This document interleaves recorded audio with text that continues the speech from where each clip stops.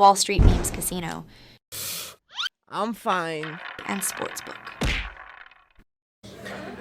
Andrew McCart, iFLTV. Delighted to be joined by Mr. Eddie Hearn. Eddie, before we start this, man, I'm on your team, right? Because these young guns keep picking you out for your clobber. Now, as a 40-year-old man, albeit younger than you, I'm still in my 40s, right? But I think you're a trendy guy. I want to give you a compliment. Sometimes you have to realise you're 44. Do you know what I mean? I mean, you don't like to admit it, but then you put it on and you think, actually, I look all right. And I go, but at the same time, I am 44. But it's a NXT GEN Show, so that was my excuse. Do you know what I mean? I've got to say as well, this t-shirt, right? This is my mate's t-shirt, right? And he's noticed that you're getting collabs with Essentials and who else is it? Arnie. Sorry. And he wants to send you a couple of t-shirts out, box smart. Right? Yeah. Send it through, I'll wear it. That's how it works, you know? You've got the arms for it as well, these tight t-shirts. No, yeah, I'm not sure about that. Eddie, Next Gen Show, I love these Next Gen shows because we get a glimpse of what the future looks like. Peter McGrail, Junaid Boston, fantastic performances. Go run down the card for me. Yeah, I mean, firstly, early on in the card, before the bell, you know, it's where a lot of the youngsters run out. I thought Maisie Rose had a good performance over 8 rounds. I don't think she was at her best, but been out for 7 months and going to have to be better against Chloe Watson, which she will be as well. I thought Hamza Udin was fantastic. Really enjoyed it. I like Frankie Stringer as well, but Udin really stole the show of the young guns tonight. Fantastic knockout. Joe McGrail, good performance. A little bit, you know, I don't know. Opponent's a good, tricky fighter, Ryan. And cheers, mate. And you know, I thought it was a good performance. Beatrice Ferreira, incredible. You know, fighting really up the divisions against a big 135 pounder, and a fantastic win to get the World Championship and now try and move on for a shot at Olympic gold as well. So great performance from her. Steve Clark, good win. Junaid Boston, I thought, was fantastic tonight. Jack Martin, how tough is he? You know, tough as old boots. And I think Junaid really learnt a lot from the experience in America. You know, I think he's really come on. He's still a young boy, but he's growing, and he's grown into a man. And, you know, he's going to be a real strong talent for the division domestically and internationally. And Peter McGrail, who boxed a different style tonight because of the defensiveness of Mark Leach, made it entertaining over 10 rounds. And a big win for his career to get back on track, and hopefully we can land the Jericho Quinn fight. Peter, you can almost give him a little bit of a break, but he seemed like he wanted to force that stoppage. He was on the front foot, so even after that knockout, he wanted to push. You know, I think obviously he needed to win for his career tonight, but at the same time, you know, you've got to be entertaining, especially if you're headlining the card.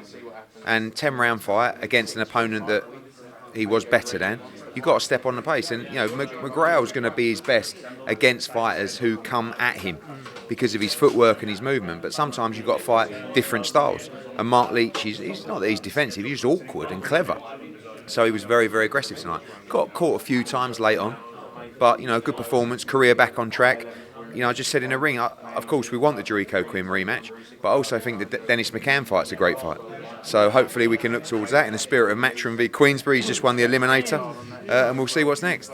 Eddie, Anthony Joshua has been on TalkSport. He's basically came out and said that His Excellency wants, well, he said his next fight is September at Wembley, 20th or 21st, against either the winner of Zhilei Zhang, Wilder, or Dubois, Hrgovic. Your thoughts? Yeah, I mean, a lot of discussions going on. Nothing really set in stone yet, but, you know, we know the plan is potentially for a big Riyadh season event at Wembley, and we'll have to see what happens on June 1st. We'll have to see what happens on May the 18th. You know, anything can happen right now, and His Excellency has the ability and the vision to change his mind in any direction at any time. So Fury Usyk, of course, is the one that everybody's looking out for. And then, of course, Hrgovic against Dubois as well. It's a tremendous matchup. You know, the IBF title could free up. If that's the situation, maybe the winner fights Anthony Joshua. Maybe Usyk gets injured and Fury wins, or vice versa, and AJ jumps in. Really, anything is possible. But, you know, obviously we got the Riyadh season card in America announced this week, and there will be hopefully another one in September at Wembley. As a promoter, maybe take your promoter's hat off for this one, Eddie. Who do you prefer Joshua to fight out of those four? Of course, Fury. I mean, like the four, the Wilder Zhang, or I know the Fury fight, that's thing, but after September. All right. I want to see him become a 3-time world heavyweight champion. You know, that I think would be an incredible achievement. If the IBF belt frees up, there is a chance that Dubois and Hrgovic could fight for it. You know, the Wilder fight remains massive. You know, honestly, he'll fight anybody. He really wants to fight the very best in the division before he hangs up the gloves. And he talks about, I don't know, 5 more fights or 3 more years or 2, but whatever it's going to be. So who knows? And at the moment, he's firing on all cylinders, and hopefully that continues into a big fight in September. Another thing I took from that interview, Eddie, was it seems like His Excellency, win, lose or draw for Tyson Fury, the Joshua fight is still the fight that he wants to make, Fury against Joshua. His Excellency wants to make the biggest fights in the sport, and the biggest fight in the sport is Fury against Joshua. But Fury's got to beat Usyk first, and I'm not so sure he will. I hope he does, but it's a pure 50-50 fight coming up, and if he comes through, there's going to be a lot of, not really pressure, but just demand from the general public to see AJ against Fury. But we know they've got a 2-fight deal. Everything at the moment is speculation. Anything can happen in this sport, and you've got to make sure you tune in to May the 18th, because it's going to be a hell of a night. I'm definitely tuning in. Eddie, in light of all this sort of promoters all being friends and stuff like that, I thought you and Oscar were friends, but it seems like he's been putting little comments in your Instagram. What's going on there? Not just my Instagram, but literally like everyone who posts with a picture of me in. He did it to Vadim Kornilov. Like, I was just like, wild. And he won.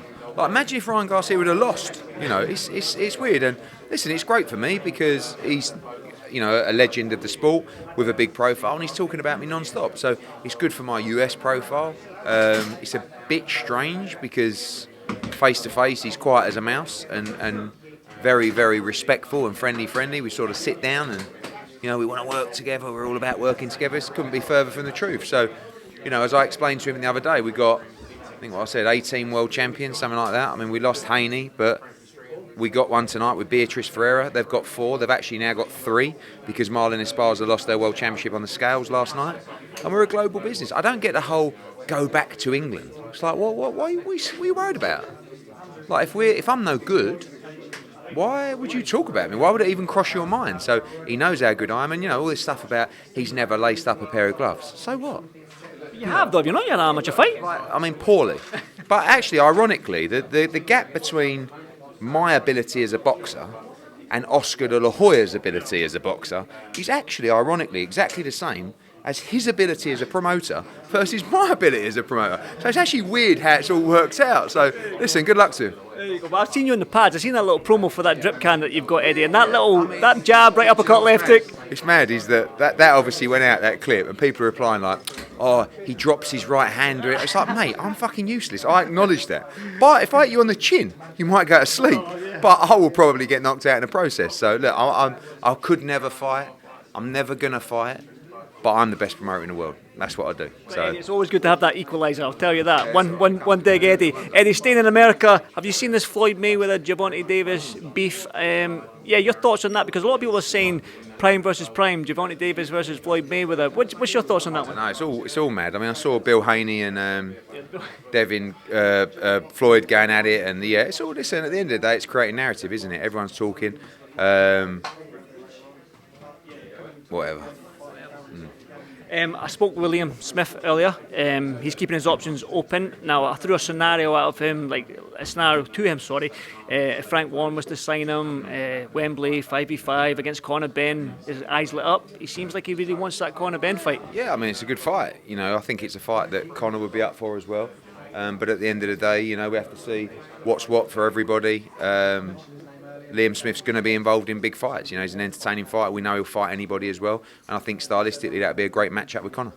One final one for me, because there's an absolute truckload of reporters here ready to talk to you. Chris Eubank and Kalle Sauerland put a post up. I think it was Kalle put a post up of their split. Your thoughts on that? Yeah, I didn't know that. I saw it tonight. Frank told me. Good to see it resolve amicably, and best of luck to all of them. I'm sure Mr. Eubank will be in a big fight. We'll see who it's against. Eddie, thank you so much, mate. I'll see you in the next one. Thanks, mate. Thank you. Wall Street Memes Casino I'm fine. and Sportsbook.